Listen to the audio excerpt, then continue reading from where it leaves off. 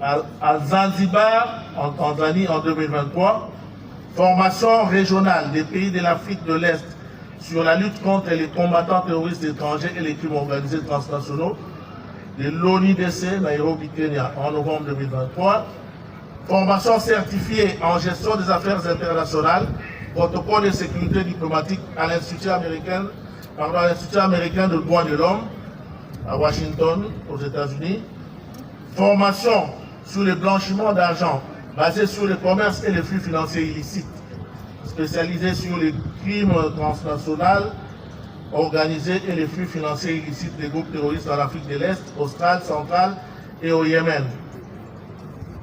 Formation certifiée sur la nouvelle technologie au service des affaires, management et développement industriel à l'Institut canadien des nanotechnologies en 2024.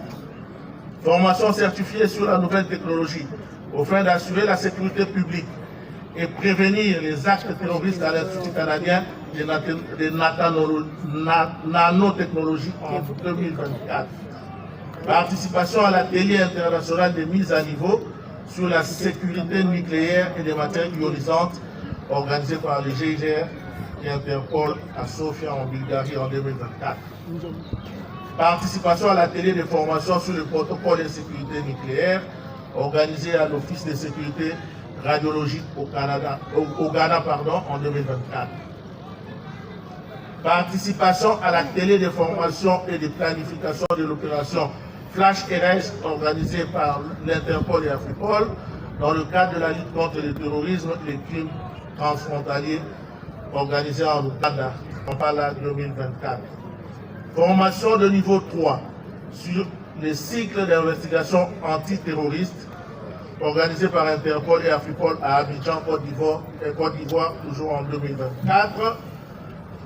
Formation de niveau 2 sur la sécurité radiologique à Lawrence, dans leur côté aux États-Unis en 2025.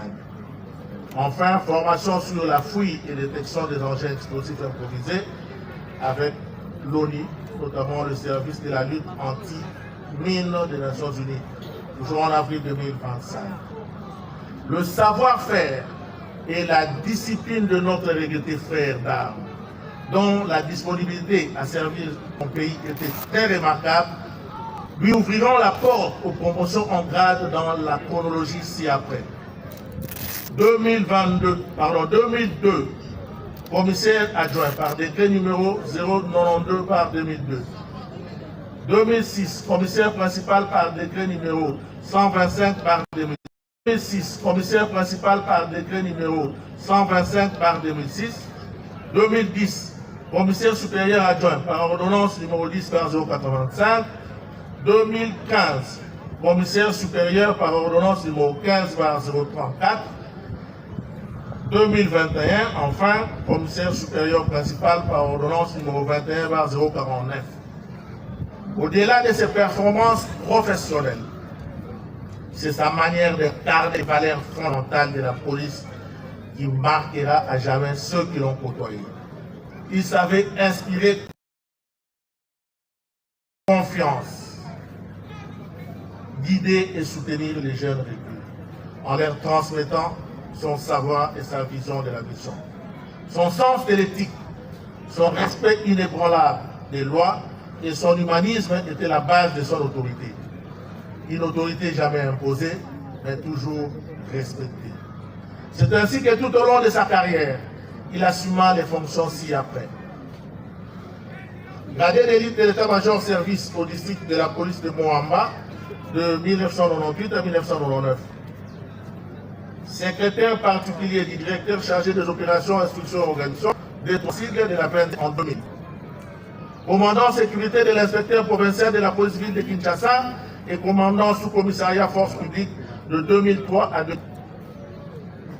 Commandant sécurité de l'inspecteur provincial police ville de Kinshasa et commandant sous-commissariat FIDI de 2004 à 2005. Officier de liaison de l'inspecteur provincial du Kasaï oriental en 2005. Trésorier principal de l'inspection provinciale du Kasaï oriental de 2005 à 2009. Assistant du directeur du budget et finances de la PNC de 2009 à 2012. Comptable public principal, code 0699, du groupe technique pour la sécurisation des élections, en cycle GTZ, de 2010 à ce jour. Chef de département adjoint à sécurité publique, chargé de l'organisation, instruction et opération de la police, ville province de Kinshasa en 2014. Premier vice-président de la commission interministérielle chargée de la réception des matériels logistiques pour la sécurisation du processus électoral de 2019 jusqu'à ce jour. Chef de département sécurité publique chargé de l'organisation de 2019 à 2023. Point focal adjoint de la lutte contre le terrorisme et crimes organisés de la PNC de 2022 jusqu'à sa mort.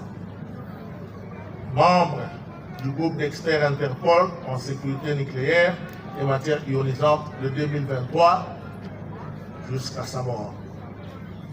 Parcours sportif. 2 fois champion de Kinshasa de boxe amateur, catégorie super léger, de la boxe 1994-1995. Ceinture noire depuis 2011 en Mukumbusu sauvage et vice-président de la FENAJU depuis 2022. Champion de la province du Kassai oriental en judo et vice-champion du Congo par équipe, FENACOJI 2009. Président du Centre Quinois des Arts Martiaux, CECAM en sigle, l'un des clubs les plus titrés de la Fédération nationale congolaise de judo. Formation des entraîneurs intercontinentaux de judo pour le compte de la Fédération internationale de judo, FIJ, en sigle en 2022. Président de la Fédération congolaise de Mukumbusu, FECOMU, en sigle. Sa brillante carrière a été couronnée de magnifiques distinctions honorifiques en guise de reconnaissance de ses mérites par la patrie. Ainsi, il a été décoré de médailles policières de bravoure par l'ordonnance numéro 17/006 du 16 mai 2017. Au nom du commissaire général, permettez-moi de m'adresser à la veuve, aux orphelins et aux membres de la famille.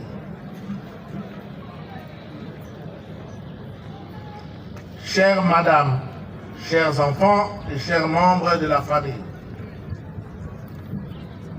vous voudrez bien recevoir de ma modeste personne les condoléances les plus attristées,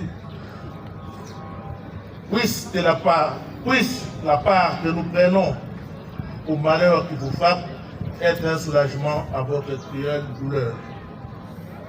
Le gouvernement de la République, à travers la police nationale congolaise, partage avec vous cette douleur pour avoir perdu un de ses officiers. Les lois de la République garantissent les avantages pendant et après la carrière.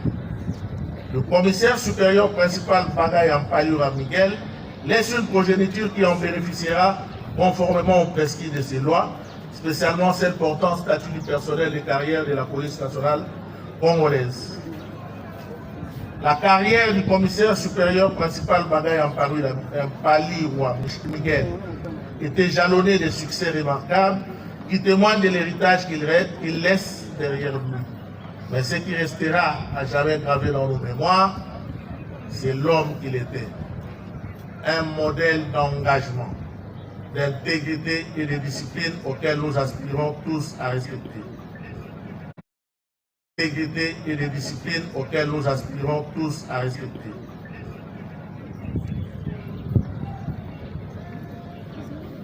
Adieu, Monsieur le commissaire principal Bagay Ampalura Michel. Vous avez marqué à jamais notre institution et votre souvenir restera gravé à jamais dans nos cœurs et dans notre histoire. Adieu, chers compagnons d'armes. Adieu. Et la terre de nos ancêtres que vous avez tant aimé et fidèlement servi vous soit douce et légère. Musique, garde à vous. Musique, garde à vous.